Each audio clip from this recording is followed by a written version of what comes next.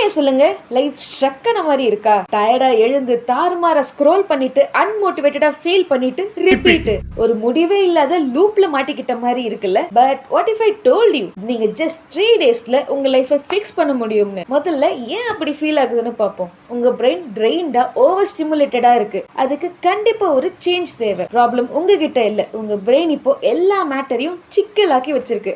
அது ஒன்னொன்னா நம்ம அன்டை பண்ணணும். So you don't need motivation, you need a system to fix it. So day 1, mental detox.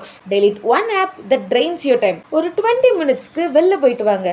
But no music, no distractions, just breathe. அப்புறம் நீங்க கிரேட்ஃபுல்லா feel பண்ற ஒரு விஷயம் இல்ல நீங்க எதை விட்டுடணும்னு நினைக்கிறீங்களோ அதை ஒரு டைரி ஒரு நோட்ல எழுதுங்க. Your brain needs space to think clearly again. Day 2, physical reset.